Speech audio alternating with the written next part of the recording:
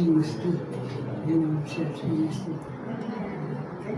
Magandang umaga po sa lahat. At meron siya bibigay lahat ng Ganda na po natin yung sarili. Patinaan na lang po mga sir. Ibayin po natin ang Panginoon sa Espiritu Katuan.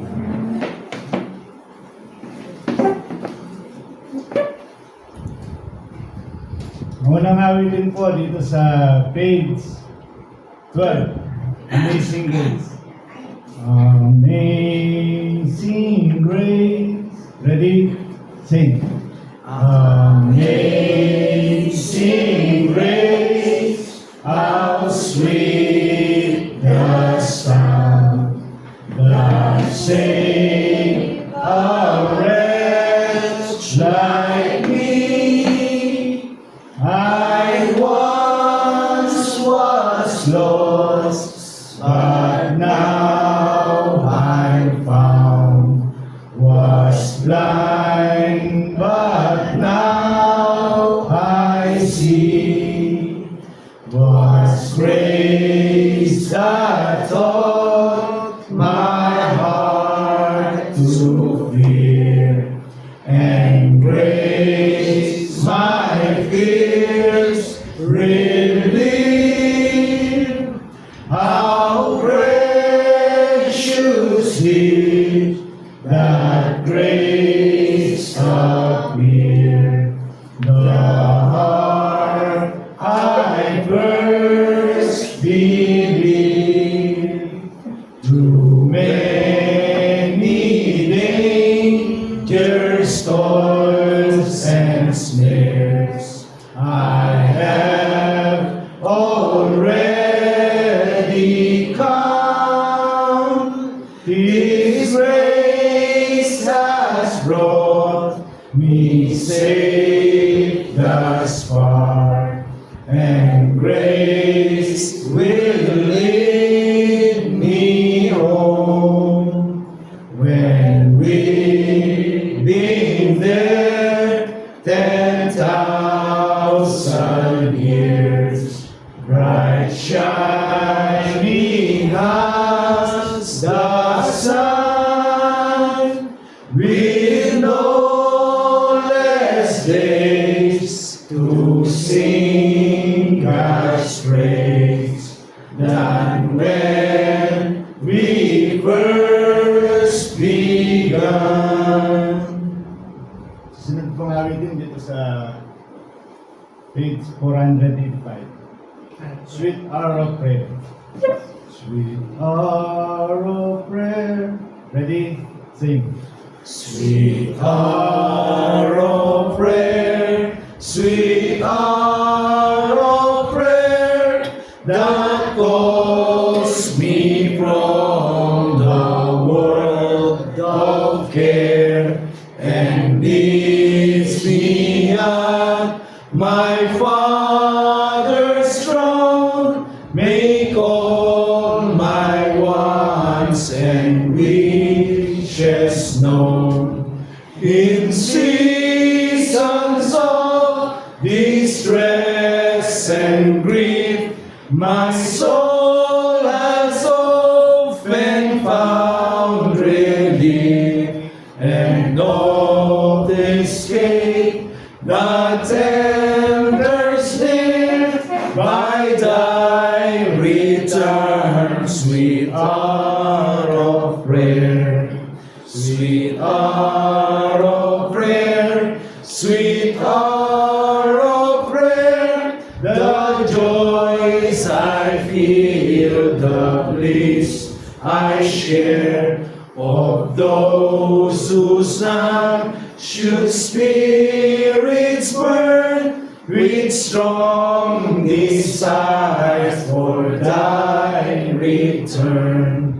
With such I hasten to the place where God my Savior shows His face, and gladly take my station there, and wait for this sweet hour of prayer, sweet hour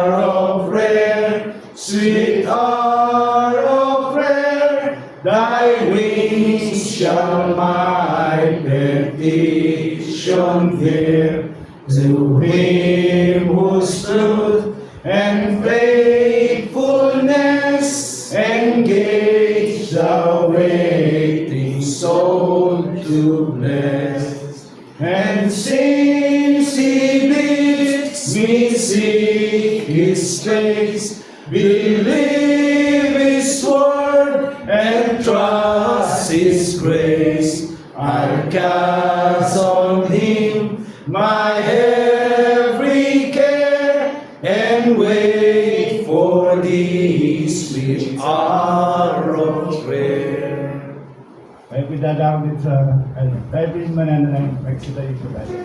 Unang panalangin po ni Brother Mac.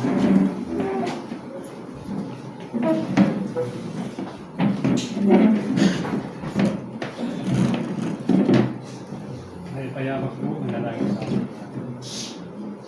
Pamahal, Diyos sa may finance na bla. Parang po salamat. Nakatupad lang yan na naman, yan yung kaurasan na hindi.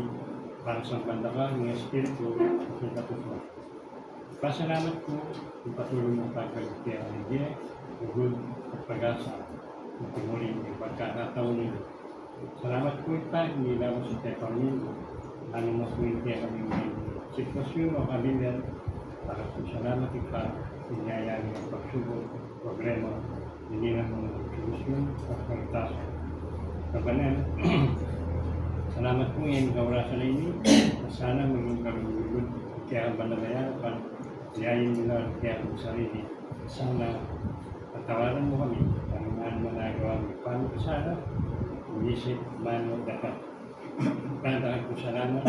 Sana yung kaurasan na ini, ginagawa ini, nilang yung kapayapan, lalo na, kaya kami patla.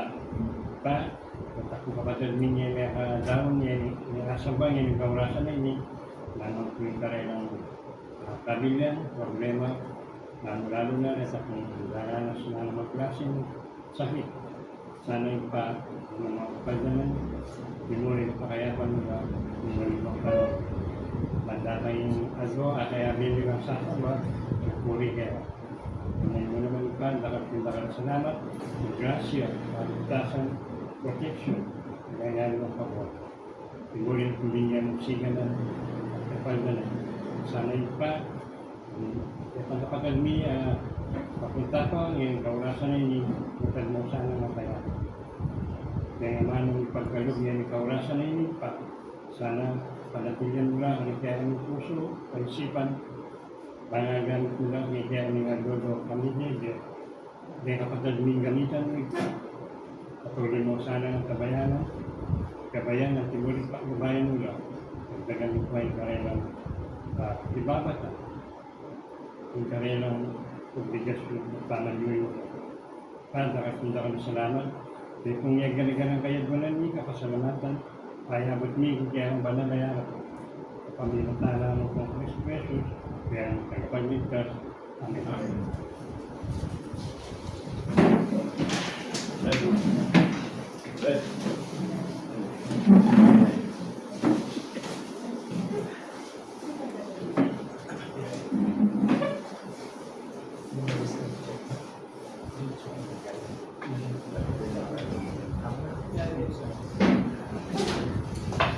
Awitin pa po bago ang banal na pagbabasa na ay pizza with 541.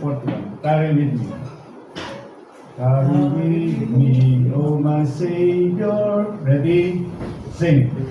Carry with me, O my Savior, for the day is passing by.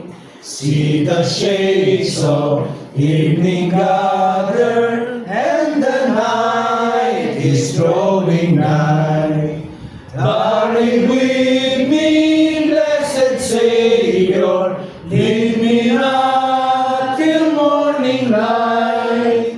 For I'm lonely here without thee, tarry with me through the night.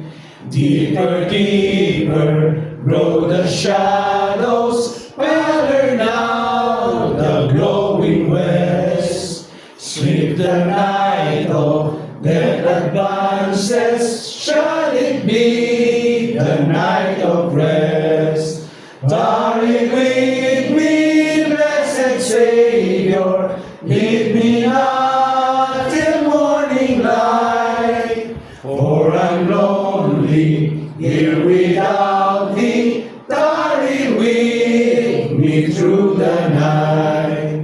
Tarry with me, O my Savior, lay my head upon thy breast, till the morning, then awake me, morning of eternal rest. Tarry with me, blessed Savior, give me not till morning light. For I'm lonely here without thee, tarry with me through the night.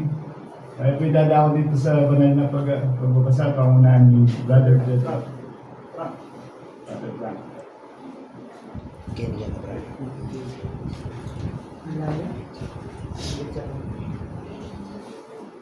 Isang magandang umaga po sa inyo lahat mga kapatid. Atin pong basahin yung aklat ng Deuteronomy, chapter 28, verse 15, 16, patuloy po 22, 45,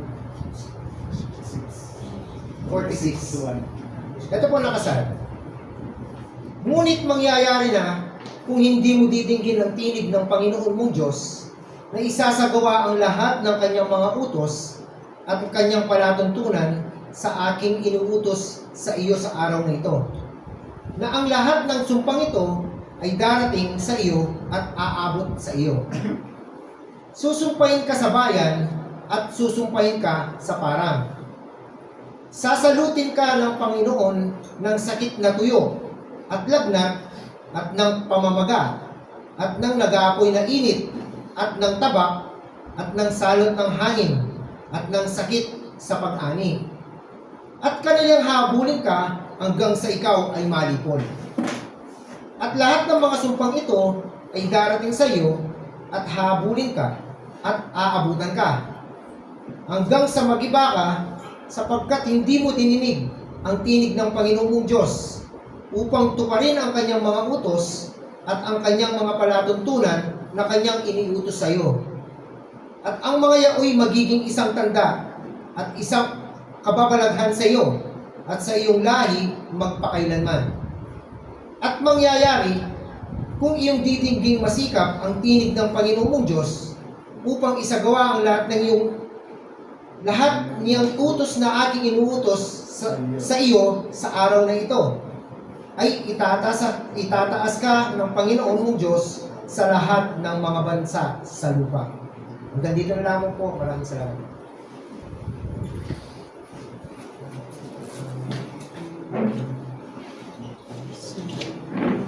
Sangawitin pa po bago ang banal na pag-aamin, Brother Will. 528, The Lily of the Valley. I have found a friend in Jesus. Ready? Sing. I have found a friend in Jesus, He's everything to me. He's the fairest of 10,000 to my soul. The lily of the valley, in Him alone I see. All I need to cleanse and makes me fully whole. In sorrow is my comfort, in trouble is my stay. He tells me every care on Him to roll. He's the lily of the valley, the bright and morning star. He's the fairest of 10,000 to my soul. He all my grief has taken, and all my sorrows borne. In temptations is my strong and mighty tower. I have all for Him forsaken, and all my idols torn from my heart, and now He keeps me by His power. Though all the world forsake me, and Satan stem me sore, though Jesus I shall safely reach the goal. He's the lily of the valley, the bright and morning star. He's the fairest of 10,000 to my soul.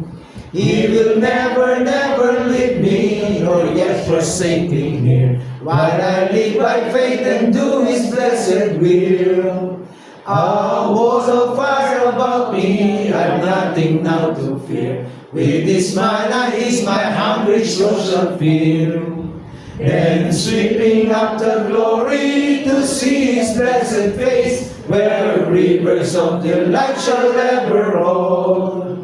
He's the lily of the valley, the bright and morning star. He's the fairest of 10,000 to my soul.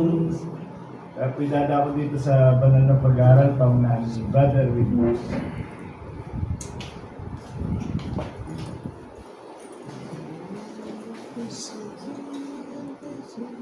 Magandang umaga mga kapatid. Maraming salamat po sa Panginoon. Tayo magkakat na naman po sa ating pagkukulan sa bawat unang araw po. Sa linggo, alam niyo po, ito yung talagang banal na utos na inutos natin ng Panginoon na ganapin natin sa bawat unang araw ng isang linggo. So nakapaloob dito yung pag-aaral at yung mensahe na sa kanyang magsalita. Isang maikling pag-aaral po mga kapatid, no? Parang kaliwanagan lang. No? Alam ko, ilang beses na rin pong naiaral to na nasabi. Pero minsan mayroon kang na tatanong about itong topic natin. So, parang ano lang, review na lang. Anyway, pag-aralan po natin ulit. So, magandang umaga po muli.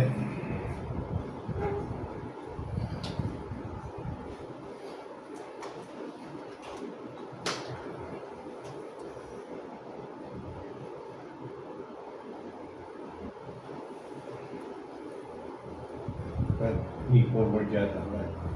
Na. Mag-forward ya.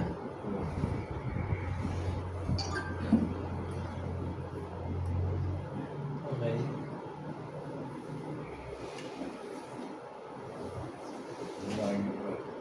Ano ba yan? Ano ba yan? Ating brad, and then let the pali to get na. Ano na mga niya kami ito kaya? Sige na mga brad.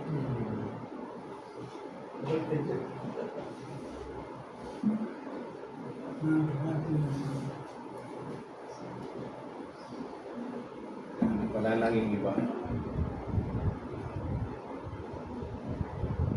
Mika. Mika, patingin nga ng isa. Ano yung kanyang pamit ito dito? Yan, Brad? Apa, balik yan ba? Ano? Dito siya sa balik. Aray. Sa ayan.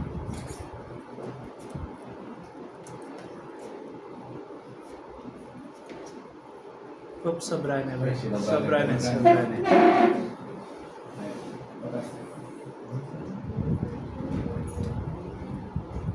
Nawala lang yung unang brad. Ah.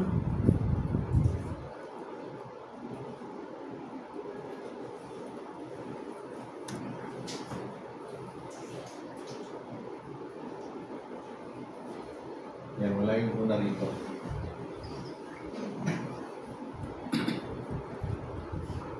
Ito na. Yan, okay. So,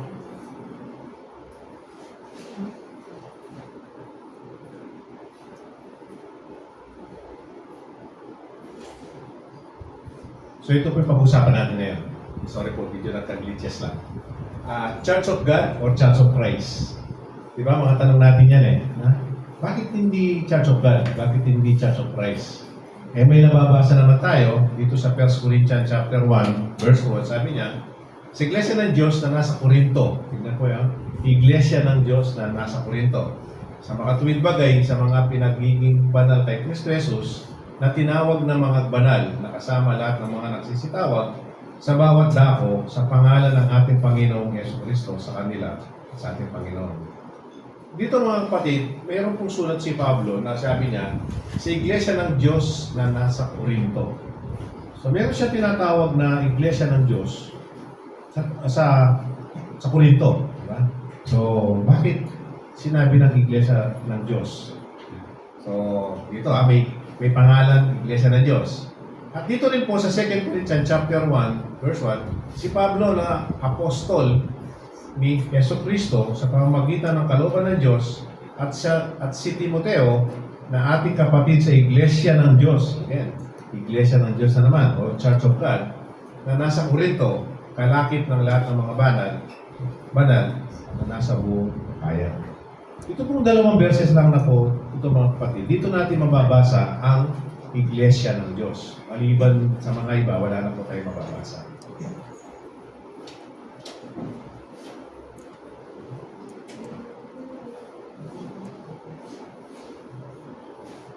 Okay.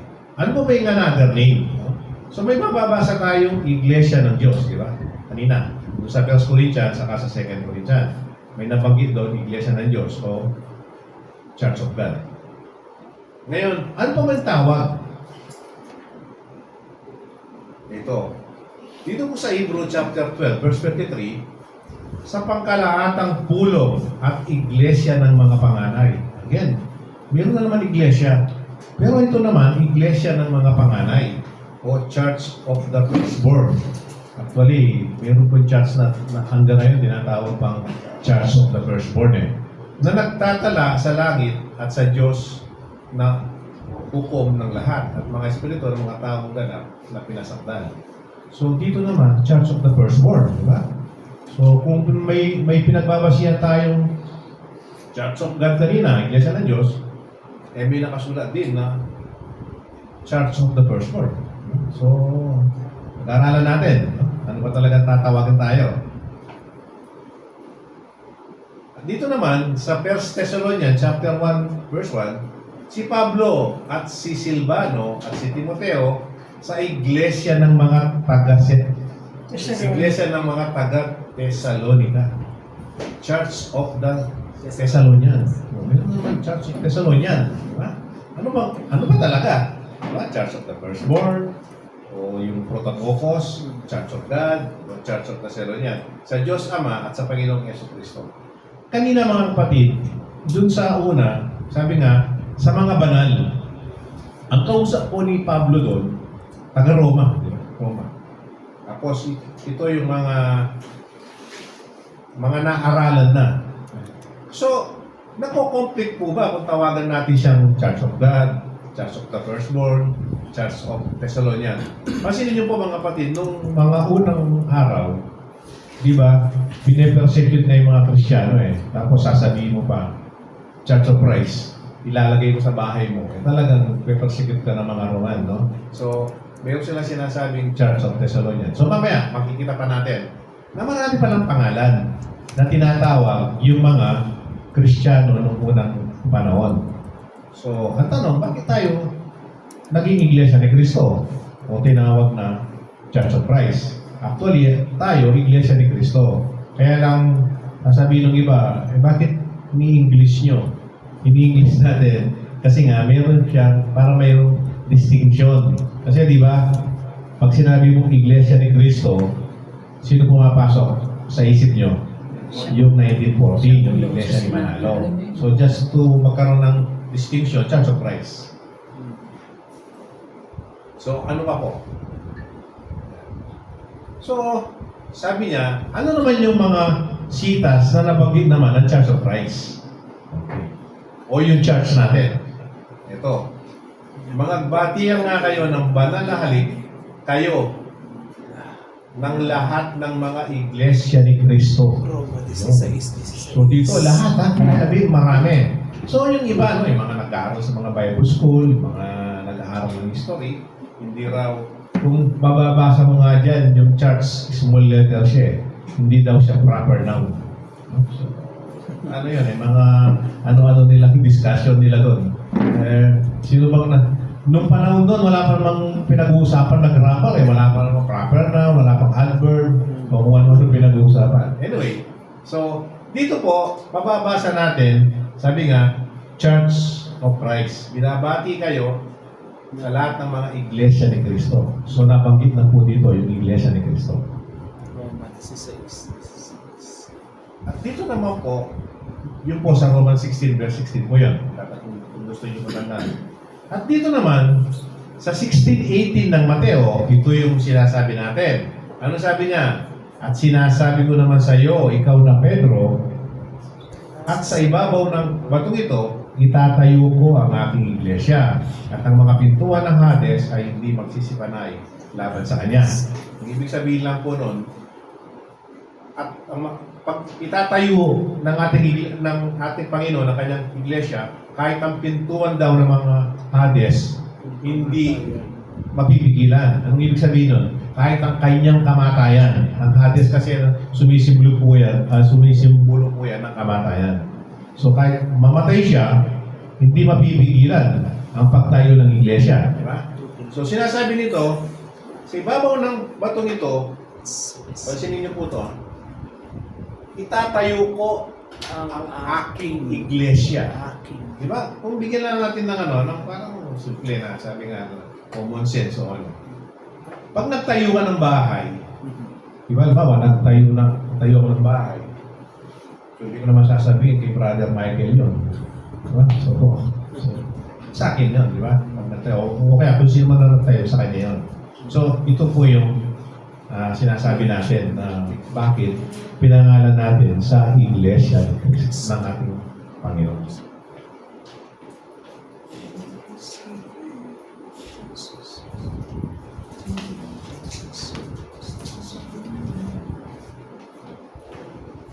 Okay. Ano pa po yung mga 7 churches?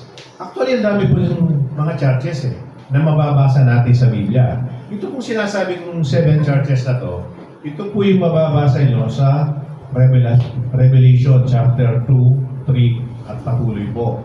May binanggit po rito na may mga iglesia na tatamaan ng destruction of Jerusalem. So siguro po, alam niyo po na, noong 67 AD, na-distract yung Jerusalem. Ngayon, mayroong 7 specific na iglesia na madadamay, tatamaan. Pero, pinaalalahanan sila ni Juan. Kasi lahat po ng 7 iglesia na to may kapinsanan, may kapintasan. Yung iba, nakikipag halubilo sa mga ente. Yung iba naman, pinapayagan yung mangaral yung mga babae. So, marami silang kapintasan. Ngayon, ano yung mga iglesia na to?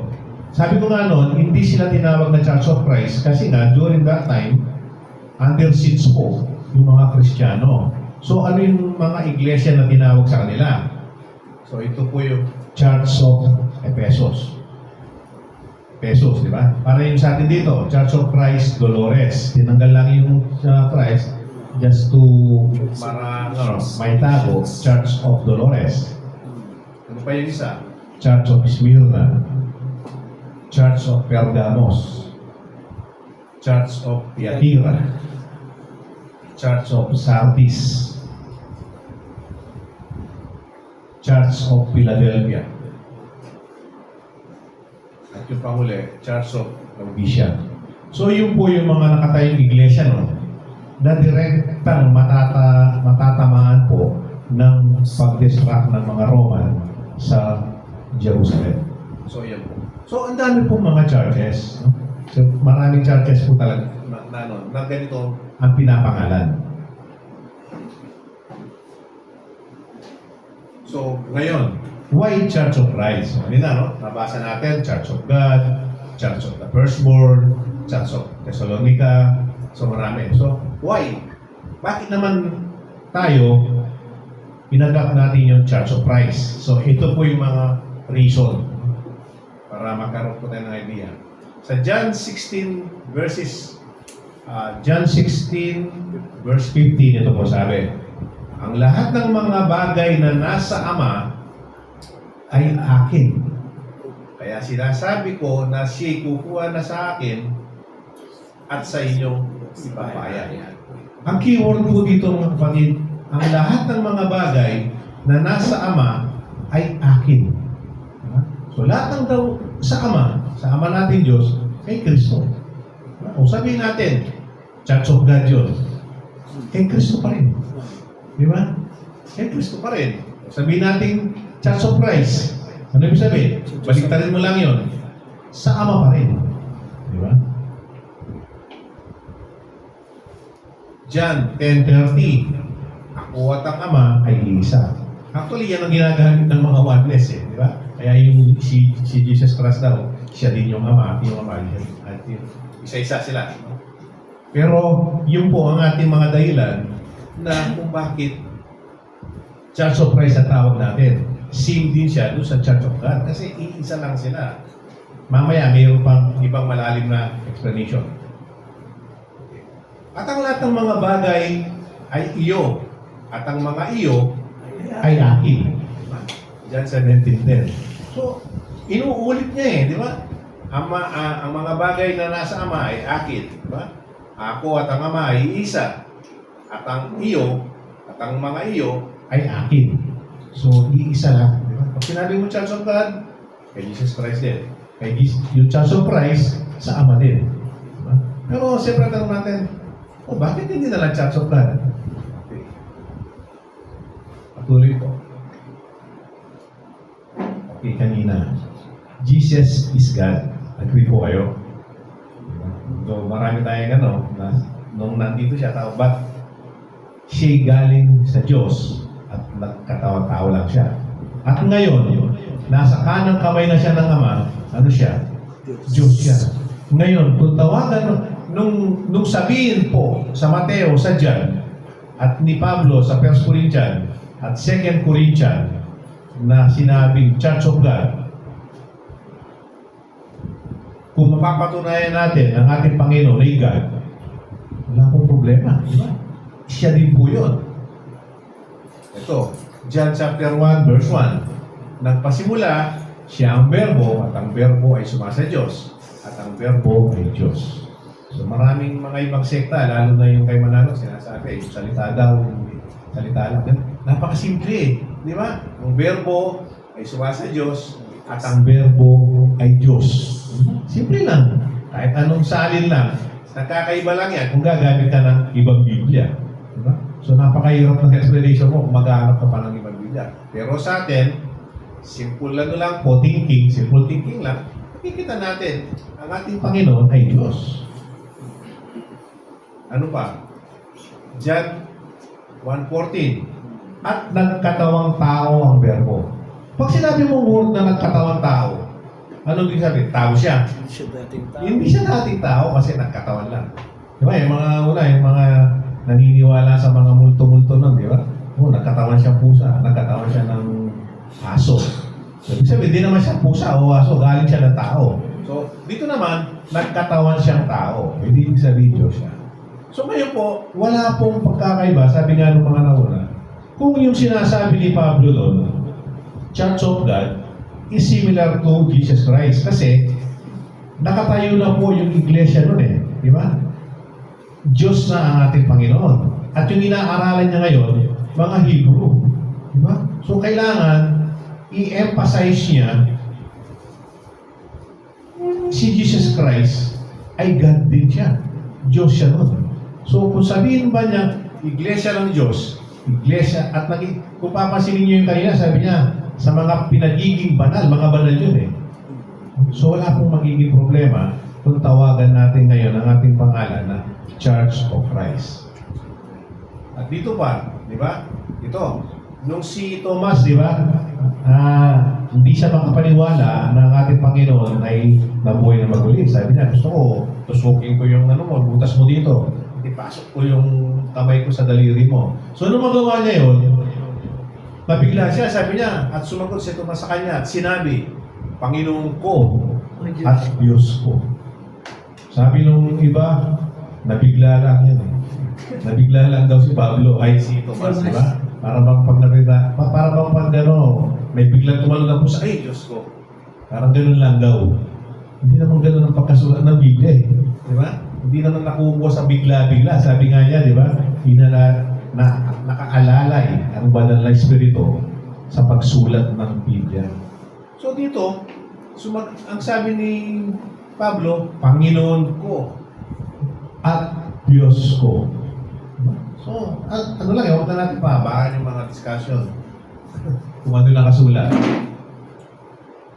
At dito din sa Titus chapter 2 verse 13, ito sabi, na hintayin niyang mapalad na pag-asa at ang pagkakita ng kalwalatian ng ating dakilang Diyos at tagapagligtas na si Yeso Kristo. Diyos at tagapagligtas na si Yeso Kristo. O ngayon, meron na naman ibang paliwanag. Dalawang tao daw po ang pinag-uusapan dito. Yung Ama at saka si Jesus Christ. Pwede rin eh. Pwede yung ang kalwalatian ng ating dakilang Diyos. Yung Ama daw yun. At tagapagligtas na si Yeso Kristo. Yun ang explanation nila. Di ba? Pero pagkabasa mo pa lang, ang dakilang Diyos, kukunin mo lang yung context, di ba? Mayroon sinasabing contextual analysis. Tignan mo dito. Sino ba yung tinutukoy niya dito? Iisa lang ba to o dalawa? At dito naman, sa Hebrew 1:8, ito yung sinasabi natin. Ngunit tungkol sa anak ay sinasabi ang iyong luklukan o Diyos ay magpakailanman. So yung sabi naman ng mga iba, ang Diyos daw dito ang luklukan. Kasi sinabi luklukan. So, diba? Para makalusot lang kung ano-ano. Ang ibig sabihin, yung kapangyarihan, di ba? Pag sinasabi mo, yung luklukan mo, yung kapangyarihan mo, ibig sabihin, ikaw ang nakaluklok doon. Kung sino man ang nakaluklok doon, sa upuan na yon, siya yung sinasabi ng Diyos. Ang nagsabi po dito, ang Ama, ngunit tungkol sa anak. Ang Diyos Ama po nagsasabi dito, ang iyong luklukan o Diyos. Diba? Bibigyan mo ng ibang paliwanag yan, ang luklukan ng Diyos. Diba? Okay, so tapos na tayo dyan. Alam natin, ang ating Panginoon ay Diyos. So kung siya'y tawagin man Church of God, Church of Christ, kanina nakita natin, isa lang sila. Kung ano yung sa Kanya din. At ano yung sa Ama sa anak din. Okay. Balik ngayon tayo. Meron bang hula? Okay, meron po. Ito yung Old Testament prophecy. Dito po sa Isaiah chapter 9 verse 6. Ito sabi, sapagkat sa atin ay pinanganak ang isang bata. So si Yesu Kristo po ito sa atin ay ibinigay ang isang anak na lalaki. At ang pamamahala, ito po yung iglesia, pamamalahan niya yung iglesia, ay maaatang sa kanyang balikat. At ang kanyang pangalan ay tatawagin kamangha-mangha, Jesus Christ, the Savior, the Anointed One, the Messiah. Ibig mo sabihin nun, kaya kamangha-mangha, tagapayo, makapangyarihang Diyos, walang hanggang Ama, Pangulo ng Kapayapaan. So, sinong tinutukoy dito? Ang ating Panginoon. So, sa ating Panginoon, may ulat. So, kailangan ibigay natin sa Kanya yung si mamamahala at may nakaatang sa Kanyang balikat. Yun nga, di ba? Yung nagsakripisyo siya para sa atin. So, kailangan pangalan natin sa Kanya yung iglesia. Ngayon, yung mga, alam niyo po ba yung sinasabi natin, yung mga Israelites na sila yung chosen one, na ginagalang pa natin yung mga Israel hanggang ngayon na sila yung pinili ng Diyos. Alam naman natin, wala na pong Israel ngayon, di ba? Kristiyano na, kasama natin. Kasama na tayo. Kasi kung sinasabi natin mayroon pang Israelites, ay hindi tayo kasama. Okay, ano po bang intindi nila dito? Ang intindi nila dito, hindi daw po si Yesu Kristo to. Bakit? Pansinin niyo po to. Sapagkat sa atin ay ipinanganak. Ang ipinanganak, past tense, di ba? Dapat daw, kung prophecy yan, ipapanganak. Kaya lang ipinanganak. Ang sinabi daw dito, si King Ezekiel daw to. Nung panahon nila. Eh kung si King Ezekiel yan, ano yung pangalan niya kamangha-mangha? Yung Ezekiel ba kamangha-mangha? Diyos ba si Ezekiel? Diba? So, malabo yung sa kanila. Pero tignan niyo po yan, mga Udyo na yan. Israelites ng una. Diba? Hebrew ang tawag sa kanila ng una. Pero, ang interpretation po nila dyan, hindi si Jesus Christ. Si Ezekiel daw. Pero, paano mo napasok yung kamangha-mangha? Kamangha-mangha ba yung pangalan ng Ezekiel? Makapangyarihan Diyos ba siya? At wala siyang hanggang Ama. Eh, namatay na nga eh. At hindi na nga natin pinapansin ngayon yung pangalan niya. Pero, yung istorya niya, Nirerespeto natin.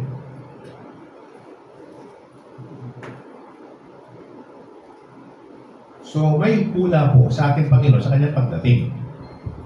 So, ngayon, balik tayo, White Church of Christ ulit, di ba? Gaya ng dito, yun, ito na po. Patapos na po tayo. Ano po sabi sa Acts 20:28? At ingatan ninyo ang inyong sarili at ang buong kawan na sa kanila'y ginawa kayo ng Espiritu Santo na mga obispo upang pakanin ninyo ang iglesia. Iglesia ng Panginoon, na binili niya ng kanyang sariling dugo. Sino po bumili? Ang ating Panginoon Yesu Cristo. Pag binili mo po ang isang bagay, Sa kanya na. sa kayo na, di ba? Pag binili mo, sa iyo na. So, yun po. Kaya, Church of Christ. Binili niya sa kanyang sariling dugo. At dito, sabi niya, 1 Peter 1:18-19, na inyong nalalaman na kayo tinubos, hindi sa mga bagay na nasisira. Hindi tayo binili ng pilak lang o ginto, na inyong walang kabuluhan para sa pamumuhay, na ipinamana sa inyo ng mga magulang, kundi ang mahalagang dugo, gaya ng sa korderong walang kapintasan at walang dungis sa makatuwid bagay, ang dugo ni Jesus. So, pinagbili po sa ang pinambayan niya sa atin, dugo ang kamatayan. So, karapatan lang po na tawagin natin ating iglesia na Church of Christ. Anyway, ang sa kanya daw ay sa Ama din. At ang sa Ama ay sa kanya din. So, walang problema. Kaya lang, ang ipinangangaral po kasi natin ngayon, ang ating Panginoong Yesu Cristo. At siya yung nagtayo ng iglesia, kaya nakapangalan ang iglesia ni Cristo. Binili niya, sa kanya yung hula, at lahat sa kanya. Ito na. Ito na po. 1 Corinthians chapter 15, verse 24-28. Pasinin niyo po ito, Papasahin ko. Kung magkagayoy, darating ang wakas. Pagka ibibigay na niya, ang niya po rito ang ating Panginoong Yesu Cristo. Ibibigay na niya ang kaharian sa Diyos. Ang kaharian po ang iglesia sa makatuwid bagay sa Ama. Mayroon daw kung ibibigay ang ating Panginoon sa kanyang Ama. Pagka lilipulin na niya ang lahat ng paghahari at ang lahat ng kapamalan at kapangyarihan. Dahil nga natin yung iglesia, sapagkat kinakailangan siya maghari hanggang mailagay niya sa ilalim ang kanyang mga talampakan ang lahat ng mga kaaway. At ang kahuli-huli ang kaaway na lilipulin ay ang kamatayan.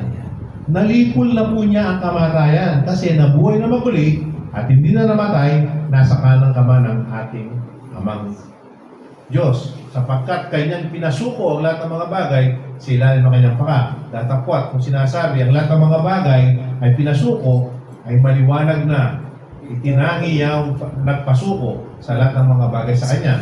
At kung ang lahat ng mga bagay ay mapasuko na sa kanya, kung magkagayon, kailan po mapapasuko lahat ng mga bagay? Kasi yung kamatayan, natalo na niya. Nabuhay na maguli. Pag tayo po, pag bumalik na siyang muli, at nabuhay tayo, lahat naman po kasi mabubuhay di ba? Kaya masama, kung mabuti, mabubuhay na maguli. Kaya lang, magkaiwalay. Yung masama, sa buhay na walang hanggan, nakaparusahan. Yung mabuti, buhay na walang hanggan, nakasama ang ating Panginoon. Ngayon, pag yun, napagtagumpay niya na, ito sabi, ang anak rin ay pasusukin, siya din po ay susuko. Ang anak rin ay pasusukuhin naman sa nagpasuko sa lahat ng mga bagay. Sino yun? Ang ating Diyos. Sa Kanya. Upang ang Diyos ay maging lahat sa lahat. Ito kung pansinin nyo. Kung magkagay darating ang wakas, pagka ibibigay na niya ang kaharian sa Diyos. Ibibigay niya Yan ang susunod. Ibabalik niya yung iglesia. Susuko para maging isa na lang lahat tayo. Mayroon tayong isang Diyos Ama, isang Diyos Anak, isang Diyos Espiritu, ito sa bagay. Ngayon, kung sasabihin mong iglesia ng Diyos, okay, ano lang, paano niya ibibigay? Yan ang kapangalan na sa Diyos, di ba? Hindi niya mapapasuko. Yun po yung isang explanation natin. So, kailangan, iglesia niya, kaharian niya, pinamumunuan niya, kinasal niya. Sabi nga sa Colossians chapter 1 verse 18, siya yung ulo ng iglesia. So yung pamumunuan niya ngayon, isosoli na niya ngayon sa Ama pagkatapos ng lahat ng pagka-second coming niya. So ngayon, kaya po, tama lang po natin sabihin na ang iglesia na itinayo niya, Matthew 16:18, siyang nangunguna, Colossians 1:18, at mga nabasa natin sa John, at ito po, na binili niya sa kanyang dugo, ang tamang pangalan po ay Church of Christ. Tignan niyo po daw, Church of Christ, later they say. Mormon, Church of Christ ang tawag. Church of Christ, tapos. Church of Christ, Baptist. Church of Christ, Fourth Watch. Tama po yung lahat eh. Hindi lang tama yung aral nila. Sino lang ang gumagamit ng Church of God? Si Soriano. Ngayon, nagpapalit-palit pa ng pangalan. Di ba? Tapos may isa pa siya kasama doon dati na yung tatlo sa side niya, di ba? Tumiwalag, di ba? Nagtayo ng sarili. Kasi ayaw maniwala doon sa pangalan niya. At sino pa na gumagamit lang ng Church of God? Yes, si Armstrong. Hindi si Neil Armstrong. Ano ba? Albert ba? Albert Armstrong. Na siya yung gumagawa ng Church of God. Iba naman ang paniniwala niya yun. So maliban doon, kahit yung mga maling iglesia, Church of Christ pa rin ang nire-recognize nila dahil sa mga pinag-usapan natin. Yung iglesia ni Cristo nga, kahit hindi nila pinaniniwalaan Diyos siya, pero ipinangalan pa rin sa Kanya. Dahil yun po yung tama. So yun po yung explanation natin kung bakit Church of Christ. Diba? Kasi nga, binili niya, itinayo niya, sa Kanya yun, at may pula sa Kanya. Yan po ang sinasabi. Ngayon, napaka-importante po yan. Importante po yan, di ba? Huwag natin kasi sabihin na isa lang naman ang Diyos eh. Yung sinasamba nila, isa lang. Mga kapatid, tandaan natin, ang Diyos po, napakaigpit sa kanyang mga utos. Diba? Tingnan niyo po, si Moises. Bakit hindi nakarating si Moises sa lupang pangako? Diba? Napakasimple lang eh, di ba? Sabi niya, sabihin mo sa bato. Hindi niya sinabi, pinukpok lang. Pero yung ganung dahilan lang, hindi na siya napasok doon sa lupang pangako eh. Di ba? Ngayon, kung sasabihin natin, naiintindihan naman ng Diyos to eh. Ay, hindi po. Baka tayo hindi nakakaintindi. Ang Diyos po, napakaselan. Diba? Pag sinabi niya utos ay utos. Ang bilin ay bilin. No?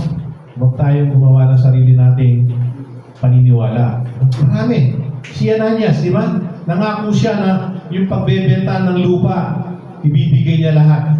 Kaya lang, nung nakita niya malaki, hinati niya, binigay na lang niya kalahati. Di ba? Okay naman yan, di ba? Bilang tao. Pero ano sabi ng Diyos? Nangako ka eh. Sabi mo, buo, binigay mo kalahati.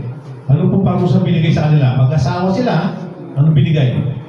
Pinatay. Namatay po. Ganun kasimple lang kung sa tao ganun kasimple. Pero sa Diyos mo, hindi. Ang Diyos, tapat siya. Pag pinangako niya. Kaya pag ang tao, kaya magkasala ka lamang ng konti, pag hindi mo pinagsisiyan, may paglalagyan po tayo sa ating Diyos. Huwag natin sabihin mali. Si Moises, di ba? Ang hirap ng pinagdaanan ni Moises. Pero dahil lang doon sa pagkakamali na dapat sabihin pero pinukpo. Sabi niya, tignan mo na lang. Pinakita niya eh. Tignan mo na lang. Yung lupang pangako. Pero hindi ka makakapasok dyan. Pero alam naman natin naging dapat si Moises. Ngayon, si Uriah. Napag-aralan natin dito, di ba? Nung buhat-buhat nila yung karo. Siguro, kahit ako, gagawin ko yun eh. Di ba? Nung binubuhat nila yung karo, tapos mahuhulog. Kayo, kung kayo, anong gagawin nyo? Tayo. Di ba sasawin natin? Banal yun eh. Nandun yung mga banal na kasulatan. Sinalo niya. Anong nangyari? Namatay. Kasi may utos, bawal hawakan. Di ba? Bawal hawakan. Di ba? Nasabihin ng tao, nagmalasakit naman si Uri eh. Ayaw niya mahulog yun eh. Hindi, may utos eh. Kahit anong mangyari, huwag niyong hahawakan yan. Ark of the Covenant. Yeah, yung Ark of the Covenant. Yung nahanap ni Indiana Jones. Akala niya tama yung gagawin niya. Mali po yung sa Indiana Jones, huwag niyo paniwalaan yun. Akala niya tama. So yun ang sinasabi ko, hindi yung akala natin pwede na. Di ba? Napakasimple. Kahit siguro po ako, gagawin ko yun. Di ba? O kahit kayo. Nakikita mo na uhulog yung napakabanal na kasulatan. Hindi mo sasaluhin. Kaya lang may utos, huwag mong hawakan. So, ganun po. Ganun po kami na. Kaya, pag sinabi dito ng ating Panginoon, sinabi mo, ito yung pangalan natin, Iglesia ni Cristo. Kasi yan ang isusuko niya. Dapat kasama tayo doon. Dahil kung hindi ka kasama na. Susuko. Of course, meron tayong mga dahilan. Yan yung gift natin eh. Yun ang gift na binigay sa atin ng Diyos. Ano yung gift niya? Freedom. Meron tayong kalayaan, pumili ng gusto natin. Kaya si Jesus Christ nga, tinuturo pa tayo eh. Ano sabi niya? Kung hindi kayo naniniwala na may pagkabuhay na maguli, uminom na lang kayo, kumain na lang kayo, magsaya na lang kayo. Sige. Dahil bukas wala naman kayong pakialam. Tinuturuan pa tayo eh. Kung talagang ganun ang gusto natin. May mahaba na po. Parang naging message na. So ganun po. No? Yan po yung naging dahilan kung bakit po Iglesia ni Cristo ang tawag sa atin o Church of Christ. Meron pa katanungan? Maliwanag na yun. So kung wala po, maraming salamat po. Magandang araw po.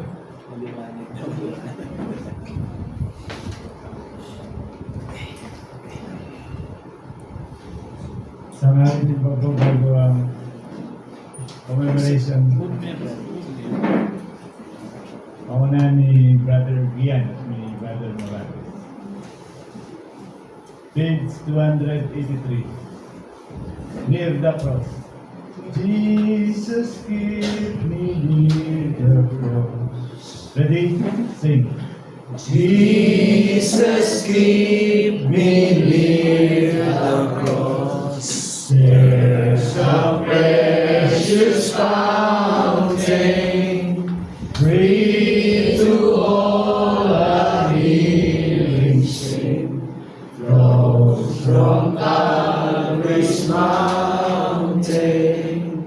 In the cross, be my glory ever, till my ransom soul shall find rest beyond the river. Near the cross, a trembling soul, love and mercy found me. There's a bright and morning star, shed his beams around me. In the cross, be my glory ever, till my ransom soul shall find rest beyond the river. Near the cross, O Lamb of God, bring its sins before me. Help me walk from day to day with its shadows o'er me. In the cross, be my glory ever, till my ransom soul shall find rest beyond the river. Near the cross I'll watch and wait, hoping, trusting ever, till I reach the golden strand, just beyond the river. In the cross, be my glory ever, till my ransom soul shall find rest beyond the river. Happy Kandidata ako dito sa commemoration pangunahan ni Brother Gian.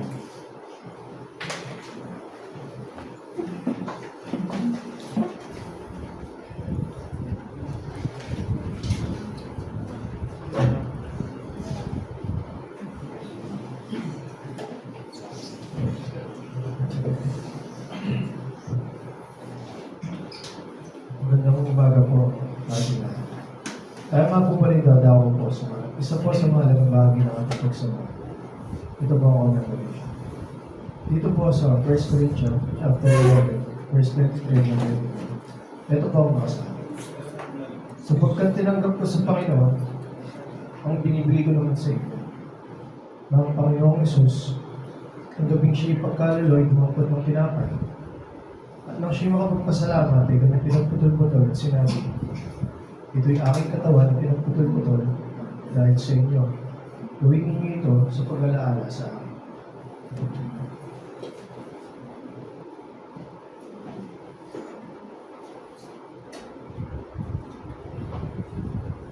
Tayo po yung mga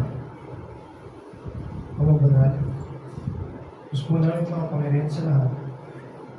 Narito po ang tinapay na walang lebadura. Sumisimbolo po sa katawan ng aming Panginoon. Ay basbasan po ang nasabing tinapay. Patawarin niyo po kami sa aming mga pagkakasala. Linisin niyo po ang aming mga puso at isipan. Upang kami naman po yung karapat-dapat sa pagtanggap ito. At habang pinagpuputol-putol po namin ang nasabing tinapay, ay inihahayag po namin ang pagkikipagtibag namin sa Iglesia ng Panginoon ng isang muli niyang pagdating. At kung ito'y aming pinapabot sa inyong dakong banal, sa pamamagitan lamang pa ng anak, si Kristo Jesus na aming Panginoon dahil na tagapagligtas. Okay.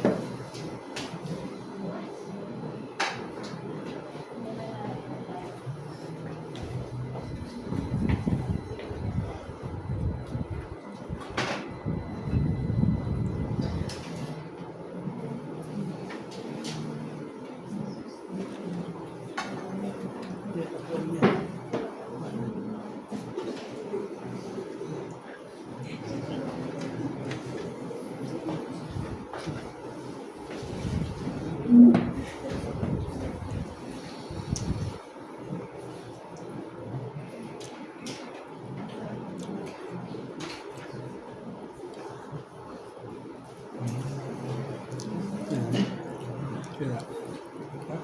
Tira. Tira.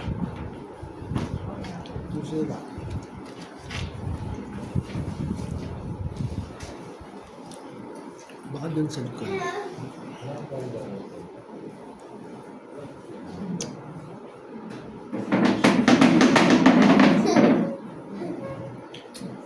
Kaya mo po sa likod. Hindi ko kumain po sa likod.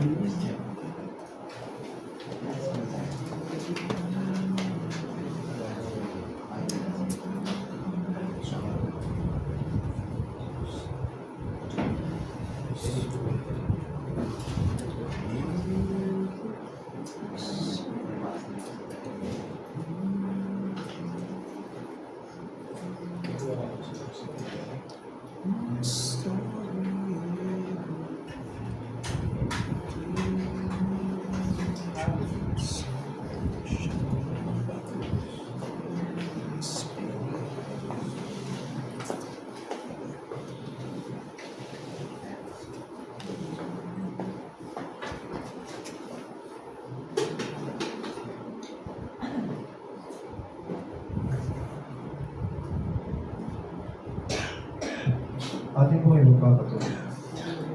Ito po sa 1 Corinthians chapter 11, verse 25 and 26. Ito ba ang nakasabi? At gayon din naman, ginawa ka ng sarong pagkatapos na makahapon sinasabi. Ang sarong ito ay siyang bagong tipan sa aming dugo. Gawin ninyo ito sa tuwing kayo magsisinom sa pag-alaala sa akin. Sapagkat sa tuwing kanin ninyo ang tinapay na ito, at inuman ninyo ang saro, ay inihahayag niyo ang pagkamatay ng Panginoon hanggang sa dumating siya.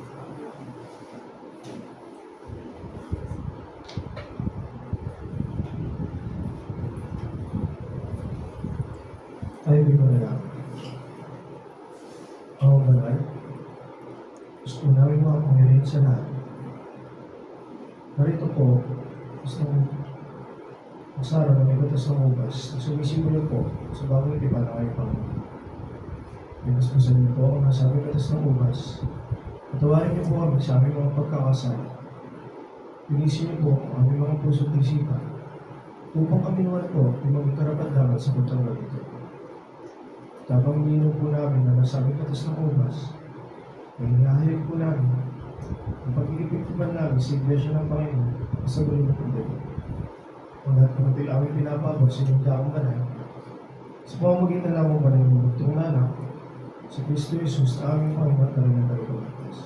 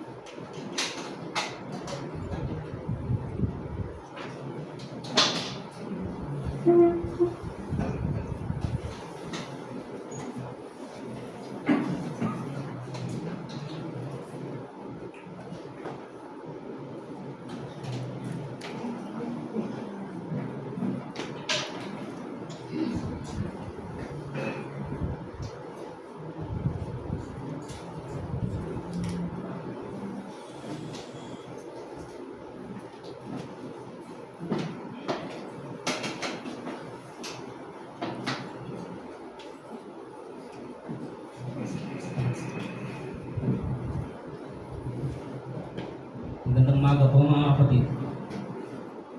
Tayo naman pagdadako sa ating mananang bagay. Gaya po ng dati,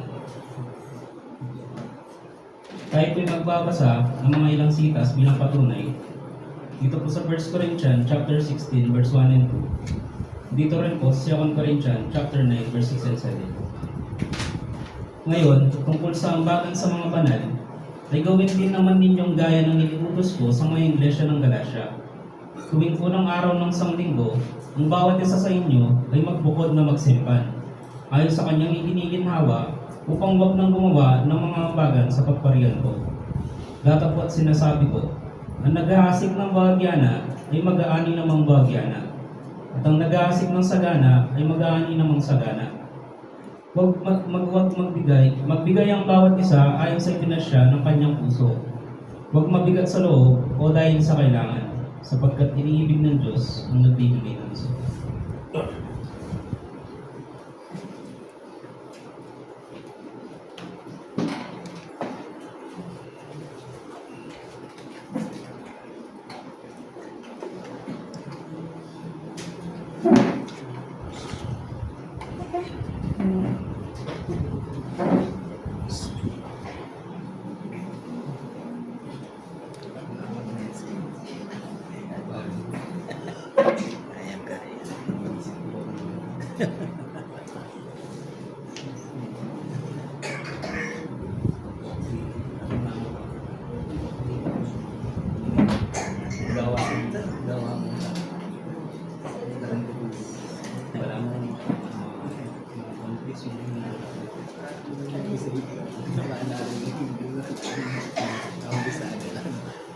Sana magpapagawa kami na.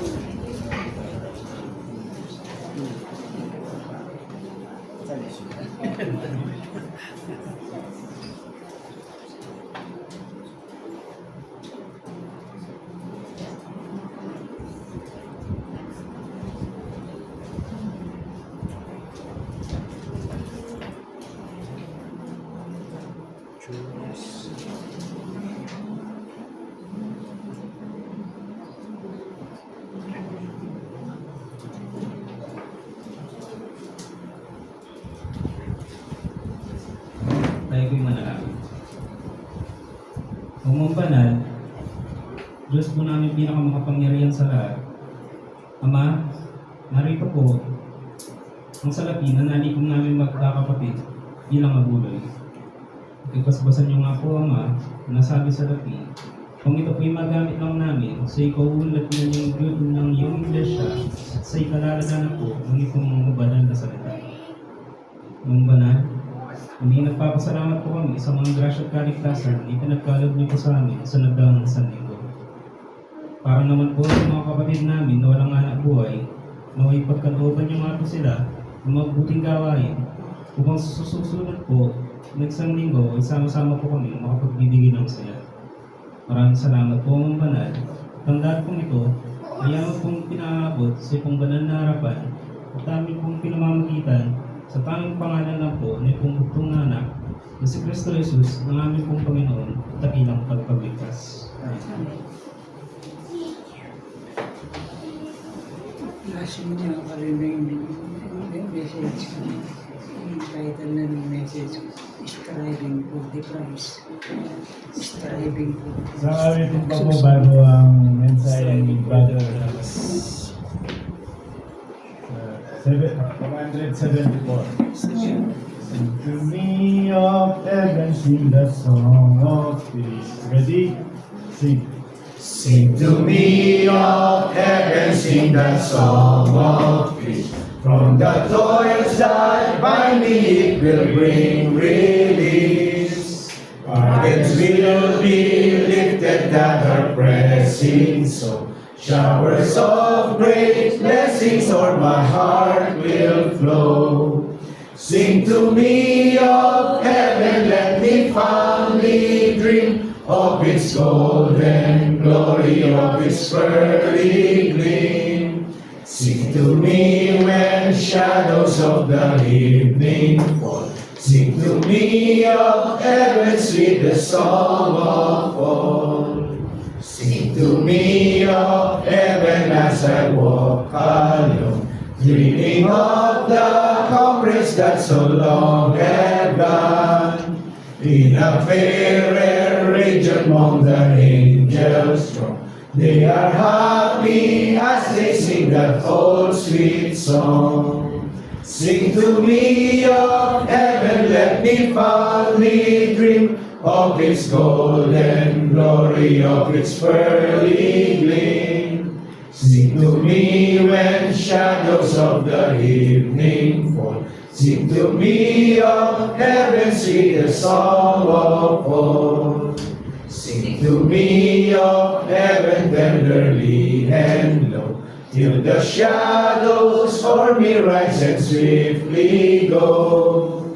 When my heart is weary, when the day is long, sing to me of heaven, sing that old sweet song. Sing to me of heaven, let me fondly dream of its golden glory, of its pearly gleam. Sing to me when shadows of the evening fall. Sing to me of heaven's sweetest song of all. At pinadala ko dito sa mensahe pang ni Brother Palor. Pakinggan ko na. Bumasa niyo na lang. No?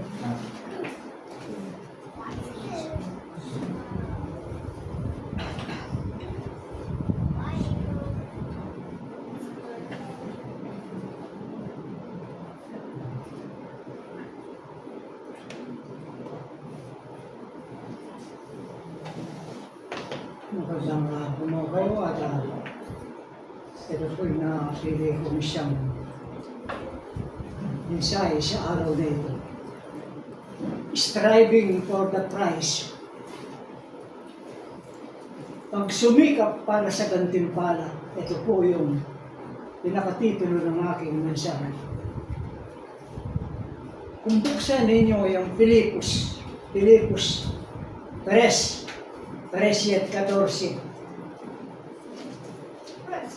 Filipos 3:14.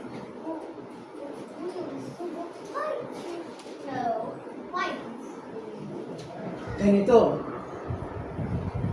si Apostol Pablo ay ginamit niyang alimbawa at inilarawan ang isang taong tumatakbo sa paligsahan kung susuriin sa buhay ni Pablo bilang udyo. Siya ay malapit na sa kasakdanan. Dito sa 3 ng Pilipos, magsimula tayo sa 5, na tinuli sa 8 araw mula sa lahi ni Israel, mula sa angkan ni Benjamin, yung mga Hebreo, tungkol sa kautusan ay Pariseo, tungkol sa pagsisikap ay manghuhusig sa iglesia, tungkol sa kabanalan, nasa kautusan ay walang kapintasan. Gayunman, ang mga bagay sa akin ay pakinabang, sabi niya. At inari kong kalugian alang-alang kay Kristo.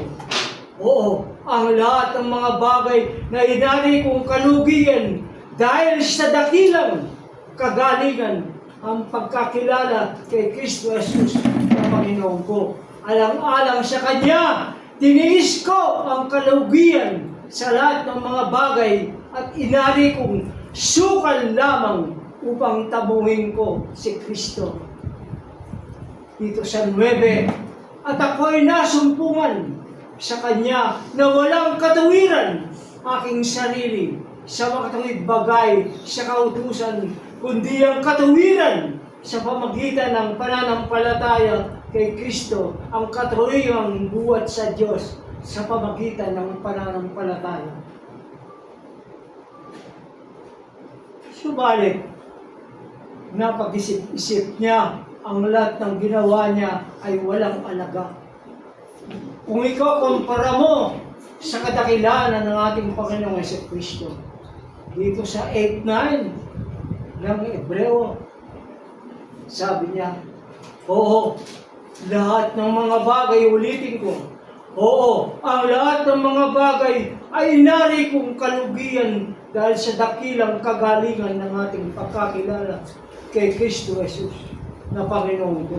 Na alang-alang sa Kanya, tiniis ko ang kalugian ng lahat ng mga bagay at inari kong sukal lamang upang tamuhin ko si Kristo. At ako'y nasumpungan sa Kanya na walang katuwiran sa sarili ko sa ako'y bagay sa kautusan. Okay. Tayo, mga kapatid, sa kalagayang Kristiyano, bilang Kristiyano tayo tinatawag.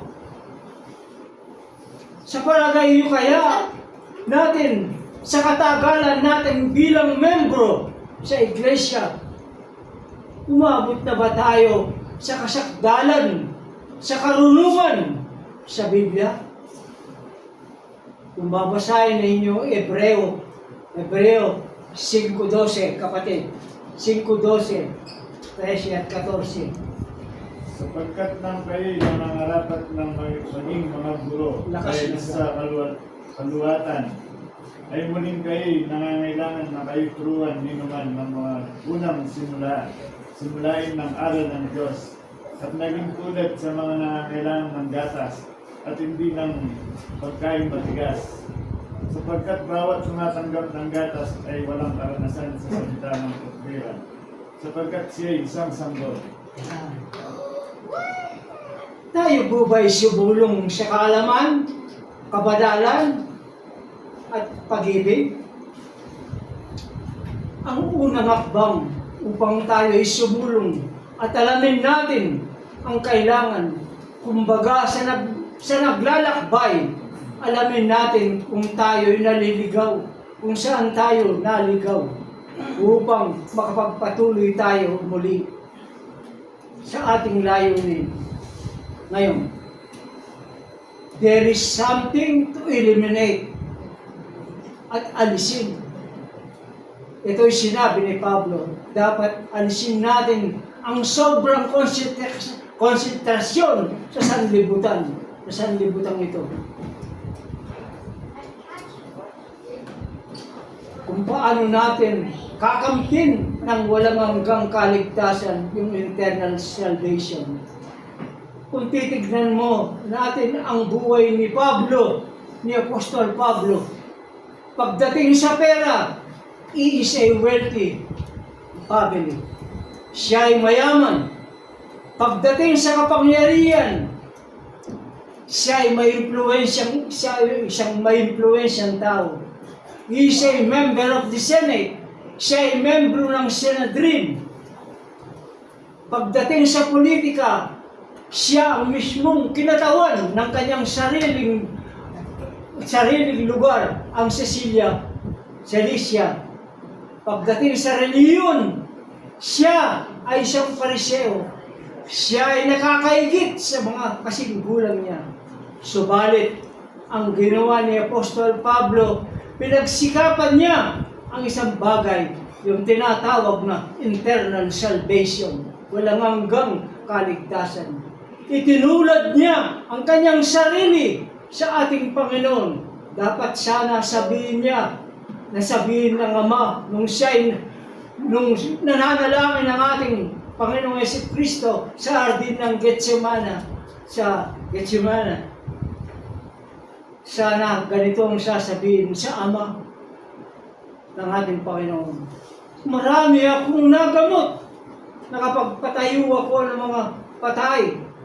Nagturo ako ng maraming parabola.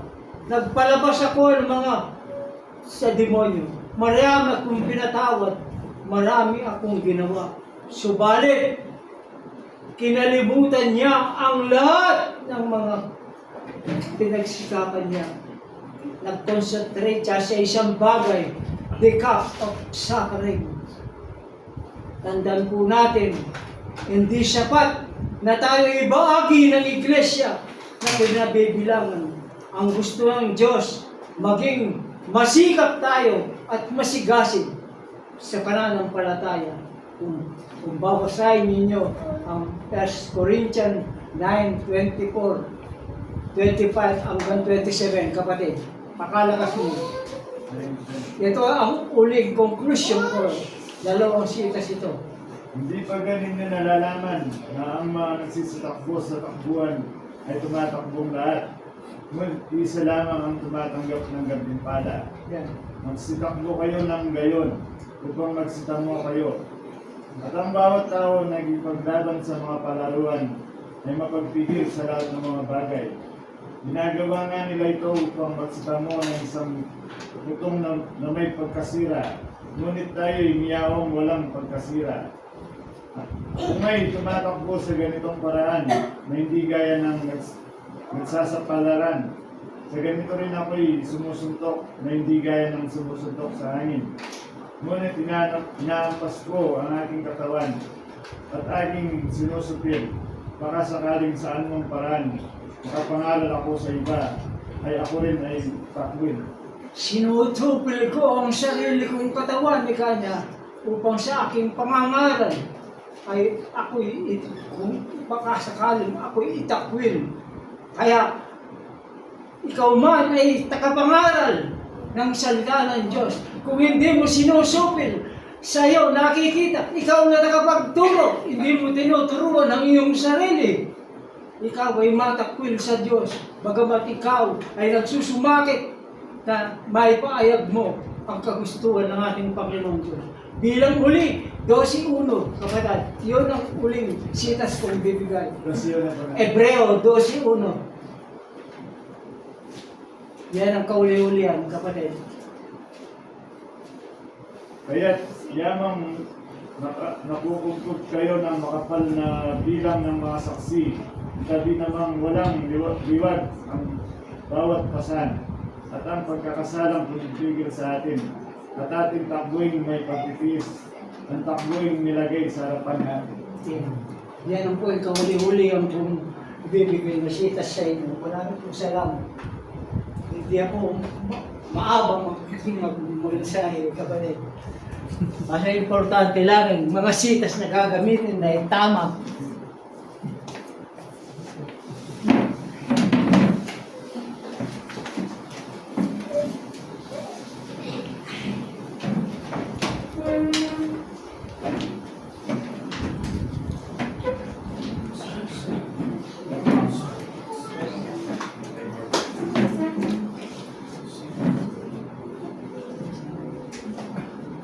Closing prayer po si Brother Brian.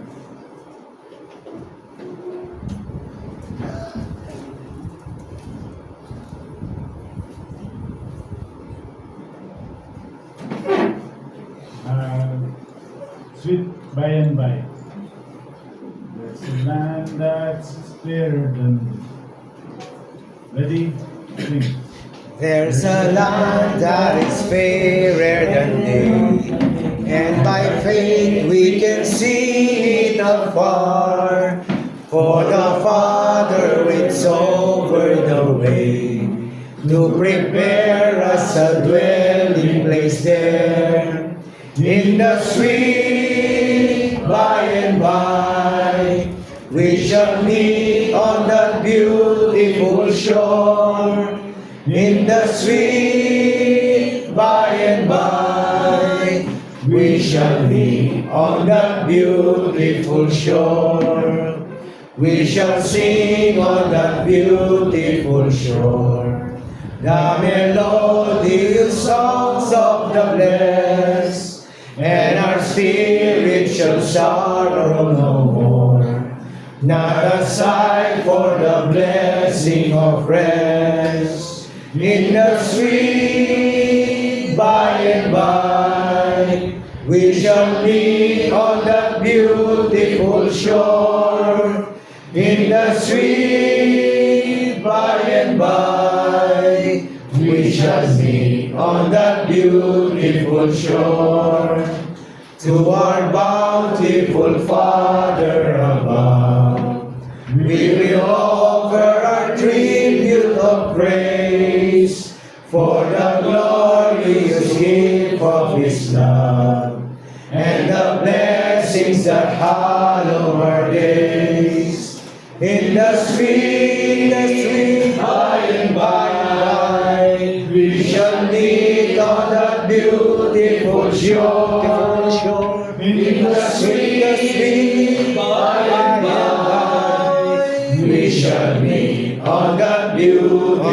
sure. Manatili pong nakatayo kaunaan ni Father Dian.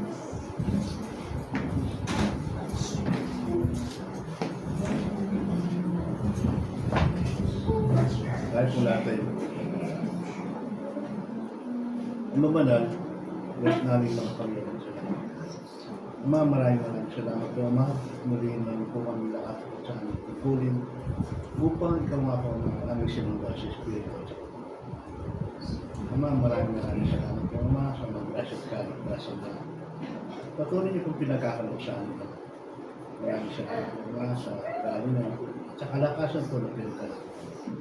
Ama, dalangin namin na patuloy niyo po kaming gawin at pagbayan, Ama, sa aming pang-araw-araw na pamumuhay, Ama. Kayo po ang mamunang Ama sa aming bawat gagawin, sa aming bawat babalaki, upang ang bawat sa po sa amin na hindi malis na landa sa mga panggalan. Ama, patuloy po kami patawarin, Ama, sa aming mga gagawin. Kung kami naman po ay nakagawa ng pagkasa sa isip, sa salita o sa gawa, hinihingi po namin ito ng pagkakawalan. Linisin po ang aming puso-pisin pa naman upang ang bawat sa po, ang bawat sa po sa amin ay maging karapat dapat po humarap sa mga panggalan.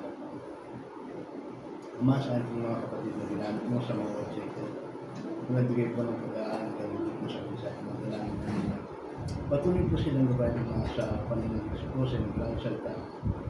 Sa bawat salitang ginamit nila, Ama, dalangin namin na ito po ituloy mo sa aming puso po isipan upang amin din po magamit, Ama, sa aming pang-araw-araw na pamumuhay at amin din po may bahagi ng masanggahan at pagkakas.